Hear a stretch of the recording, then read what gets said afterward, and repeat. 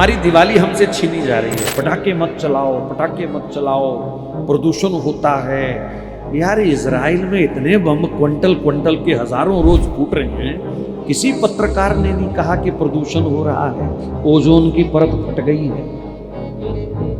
किसी TV debate के अंदर चर्चा नहीं हुई, इतना बारूद रूस ने उधर फेंका है, वो उधर फेंक रहे हैं, क्विंटल क्विंटल के गोले चल रहे हैं, बिल्डिंगें धराशायी हो रही हैं, कोई नहीं बोलता। दिवाली पर 4 पटाखे चले तो इनकी ओजोन परत फट जाती है। पार्क में मिलने का भी उन दिनों में कोई रिवाज नहीं था, और प्री वेडिंग शूट भी नहीं होता था कि चलो एक दूसरे को अच्छी तरह जान पहचान लो।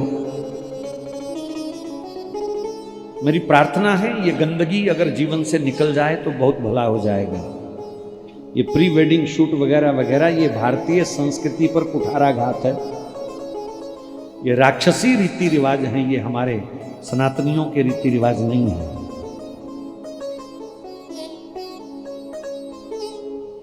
बिना कन्यादान के कोई लड़की किसी के साथ कैसे बाहर रह सकती है? और 3-3 दिन बाहर देश विदेश में लोग चले जाते हैं प्री वेडिंग शूट। बहुत सारे समाज जागे हैं, उन्होंने प्रस्ताव पारित किए हैं, हमारे समाज में ये नहीं होगा तो कम से कम सत्संग प्रेमियों को तो ये नियम लेना ही चाहिए। अगर हम सनातन नियमों का उल्लंघन करेंगे तो फिर पालन करने वाले कहां से आएंगे? मुझे पता आपका जवाब क्या होगा, बच्चे नहीं मानते। बच्चे तुम्हारे ही है ना, कि उधार के लिए हुए हैं? नहीं मानते बच्चे तो कहो मैं तुम्हें बेदखल कर रहा हूं। अगर तुम संस्कृति तोड़ते हो तो जाओ, दफा हो जाओ यहां से, वहीं रहना, वहीं वेडिंग शूट करो, वहीं वेडिंग करो, जाओ दफा हो जाओ। देखो मानते हैं कि नहीं मानते? ये बड़ा तगड़ा बहाना हिंदुओं का, बच्चे नहीं मानते। ये तुमने किराए पे लिए हैं बच्चे क्या? तुम्हारा खून नहीं है उनके अंदर क्या? मेरी हाथ जोड़ के प्रार्थना है, संस्कृति से, सनातन परंपराओं से समझौता मत कीजिए, मत कीजिए। बहुत बिगड़ चुका है, थोड़ा बहुत बचा सकते हो बचा लो।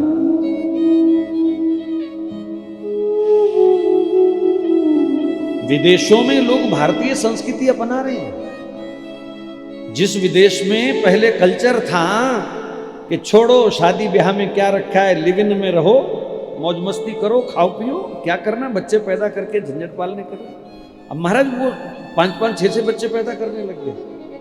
अब वहां संयुक्त परिवार बन रहे हैं, अकेले अकेले लाशें सड़ जाती थी लोगों की।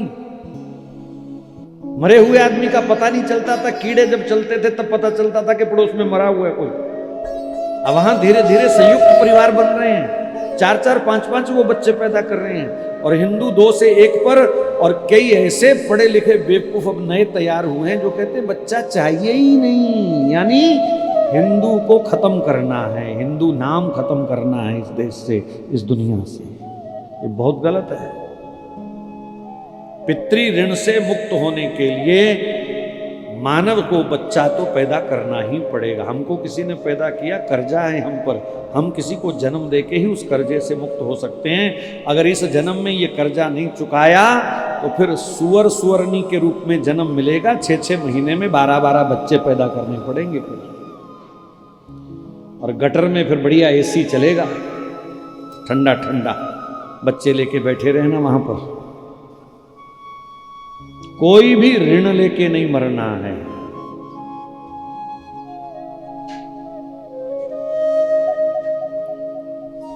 तुम 2 से 1 और 1 से 0 पर आ रहे हो, और उधर 4-4 शादियां करके 40-40 बच्चे पैदा करके तुम्हारा बोझ बढ़ाया जा रहा है। कमाओ, खूब कमाओ, दिन रात सब समेटने वाले, संभालने वाली फौज तैयार हो रही है। कह रहे हैं सर हमको काम धंधा करने की कुछ जरूरत नहीं, हमारे बच्चे अगर ज्यादा हैं हमें चिंता नहीं है, ये हिंदू हमारे लिए तो कमा रहे हैं। 5 मिनट लगे थे, 75% हिंदू था लाहौर में, 90% कारोबार हिंदुओं का था लाहौर में, कराची में। एक रात में ऐसी पलटी लगी, सब धरा का धरा रह गया, जान के लाले पड़ गए। इज्जत आबरू बचा करके बड़ी मुश्किल कुछ लोग पहुंचे, लेकिन पहुंचते पहुंचते आपके इसी अमृतसर में लाशों से भरी हुई गाड़ियां भी आई। याद है कुछ? क्या वही दृश्य दोबारा देखना चाहते हो? हम नहीं देखेंगे तो हमारे बच्चे जरूर देखेंगे ये दृश्य फिर दोबारा, क्योंकि बड़ी भयंकर तैयारी चल रही है आपके खिलाफ, हिंदू समाज के खिलाफ बड़ी जबरदस्त तैयारी चल रही है, बड़ी जबरदस्त। मैं एक दिन एक मुल्ले को सुन रहा था, कौन है वो, मदनी। वो कह रहा था हमारा खान पान हिंदुओं से अलग है, हमारे रीति रिवाज हिंदुओं से अलग है, हमारा रहना सहना हिंदुओं से अलग है, हमारे तीज त्योहार हिंदुओं से अलग हैं। अगर हिंदू हमको एडजस्ट नहीं कर सकते तो इस देश को छोड़ के चले जाएं, ये तैयारी है उनकी। उसने सरेआम कहा टीवी पर कि हिंदू इस देश को छोड़ के चले जाएं, यानी नया पाकिस्तान, और वो भी बहुत बड़ा बनाने की तैयारी चल रही है, गज़वाए हिंद।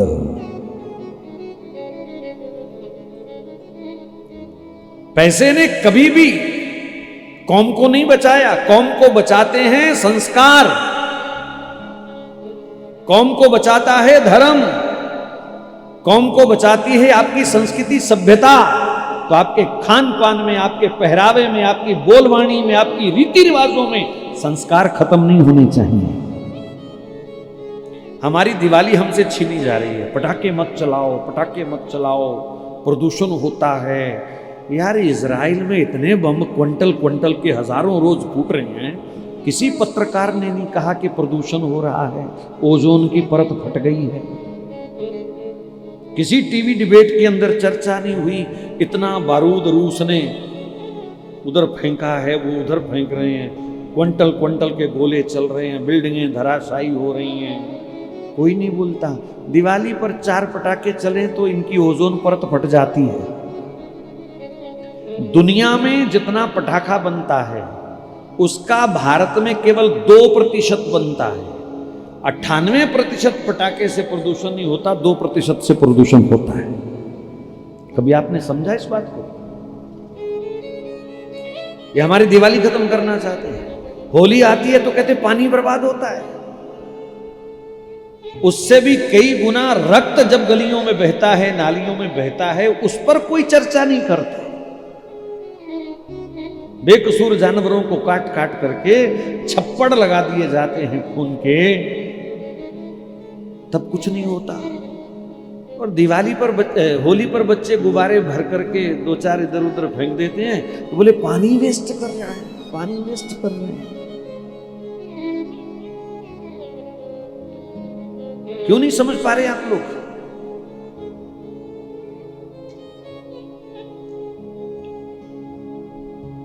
थोड़ा इस तरफ ध्यान देना पड़ेगा। अपने हर कीर्तन में, हर सत्संग में अपनी संस्कृति सभ्यता के लिए 2 मिनट जरूर चर्चा किया करो।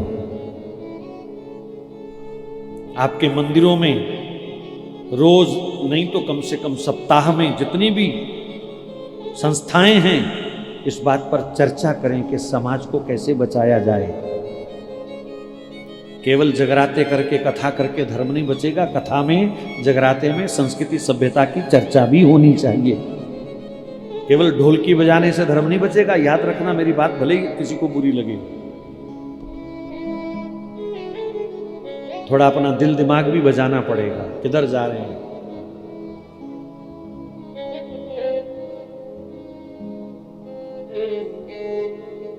मंदिर जाना हमने छोड़ दिया, तीर्थों पर जाना हमने छोड़ दिया, भारतीय पहरावा धोती हमने छोड़ दी, चोटी हमने छोड़ दी, तिलक लगाना हमने छोड़ दिया, जनेऊ पहनना हमने छोड़ दिया, गाय के पास जाना, गाय को पालना हमने छोड़ दिया।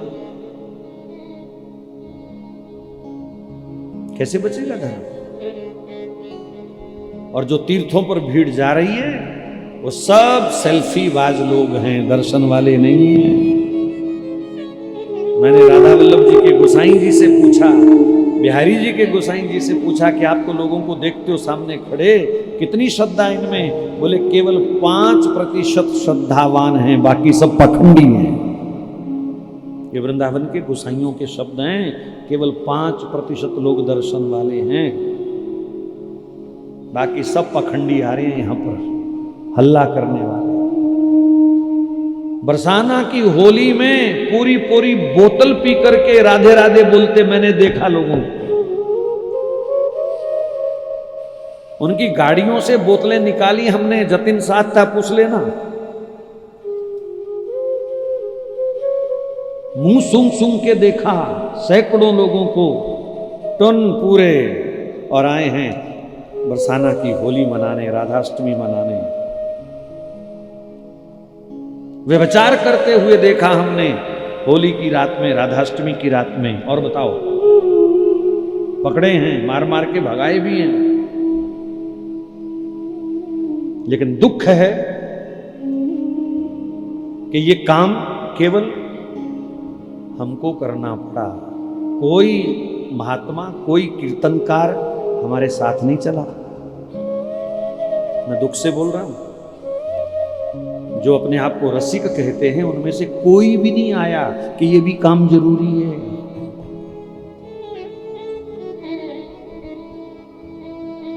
बरसाना में एक दिन बड़े संत इकट्ठे हुए, एक नेता भी था कोई, मैं नाम नहीं लूंगा उसका। सनातन धर्म ऐसे कर दिया, सनातन धर्म वैसे कर दिया, हमारे धर्म से छेड़छाड़ हो रही है, हमारे धर्म के साथ ये हो रहा है। तो मैंने बाद में उनसे कहा जाकर के, पीली कोठी है ना, उसके सामने उन दिनों ठेका होता था। तो मैंने कहा आपको सनातन धर्म की बड़ी चिंता है, मर्यादा की बड़ी चिंता है, मैं आगे चलता हूं, ये ठेका तोड़ना है। वो छड्डो जी मैं बात करता हूं किसी से, अभी लफड़े में मत पड़ो, मैं फिटे मुंह तेरा, ऐसे ही बोला मैंने उसको। केवल भाषण, खींचो फोटो, लगा दो कल अखबार में, बड़े क्रांतिकारी हैं, बड़े समाज सुधारक हैं, करना कुछ नहीं। मैंने कहा मैं आगे चलता हूं, पहली ईंट मैं मारूंगा, ठेका तोड़ना है उसका। और शिवालय, छोटा सा शिवालय वहां पर, शिवालय की और शराब के ठेके की एक दीवार थी। आप कल्पना कर सकते हैं, सोच सकते हैं हमारे तीर्थों का क्या हाल है। और धमकी देता था, मैं मुलायम सिंह का बंदा हूं, मेरे से छेड़छाड़ मत करना। और पालो ऐसे नेताओं को जो मंदिरों के साथ सटी हुई दीवार में ठेका खुलवा देते हैं। लेकिन दुख इस बात का है कि इतने रसिक, इतने संत उस दिन वहां इकट्ठे होते हैं, कोई साथ नहीं देता, कोई साथ नहीं चलता। हम तो राधे राधे करने आए हैं, राधे राधे। जिस दिन वो तलवार लेके खड़े हो गए, तुम्हारी राधे राधे भी बंद हो जाएगी, तुम भागते हुए नजर आओगे। और ऐसे निकम्मे आलसी रसिकों को फिर श्री जी भी बचाने नहीं आएंगे। हाँ, कोई समय था बरसाना में जब संत रहते थे, भजन करने वाले, देश धर्म की चिंता करने वाले। बरसाना पर हमला हुआ था मुगलों का, महाराज तीरों की बरसात हुई थी, महल से तीर चलाने वाले नजर नहीं आ रहे थे, तीरों की बरसात हुई थी। और उस समय श्री जी का नाम विजय श्री हुआ, विजय श्री। आज भी वो स्वरूप पूजा जाता है बरसाने में, विजय श्री।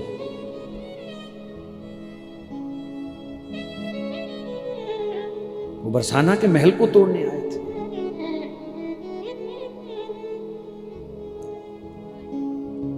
तो मेरी प्रार्थना है, ये दर्द समझो। ये कोई चुनावी भाषण नहीं है, ये अपने अस्तित्व की रक्षा करने का प्रश्न है, अपने आप को बचाने का प्रश्न है। हम तो 10-20 साल शायद राधे राधे गा लें, क्या हमारे बच्चों को गाने दिया जाएगा? क्या ये कथाओं के पंडाल भी बन पाएंगे आने वाले 15-20 साल में? जिस तरीके से विधर्मियों की संख्या हर शहर में बढ़ रही है, शांति तब तक है जब तक उनकी संख्या कम है। जिस दिन वो 20% हो जाएंगे, तुम्हारे 30 त्योहारों पर हमले शुरू हो जाएंगे। ये सत्य है। इसलिए इन कथाओं का लाभ तभी है भैया जब हम धर्म की भी चिंता करें, अपनी संस्कृति सभ्यता की भी चिंता करें। बस एक ही काम करना है, जितनी एकता हम भंडारे में दिखाते हैं, इतनी एकता हर समय दिखा के रखें। हिंदू एकजुट होता है कहाँ? भंडारे में, बस, और कहीं एकजुट नहीं होता। महाराज मंदिर में आरती होती है, घंटी बजाने वाला कोई नहीं होता, मशीन घंटी बजाती है, 4 आदमी नहीं होते। ये चिंता का विषय है। और उसी मंदिर में जिस दिन भंडारा होता है, भीड़ काबू नहीं आती। इतनी भूखी हो गई हमारी कौम।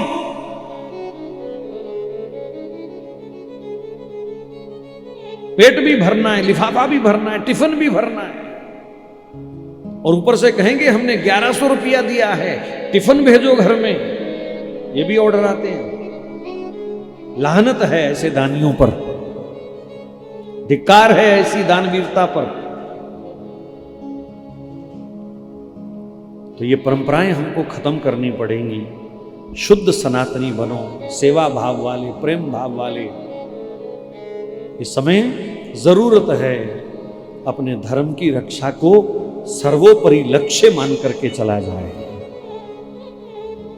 ये तो हमारी ढोलक तबड़े सब फाड़ देंगे एक दिन, करना कहना।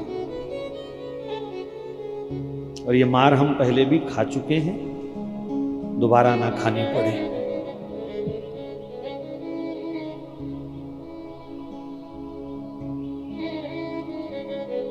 तो हम चर्चा कर रहे थे सनातन परंपराओं की,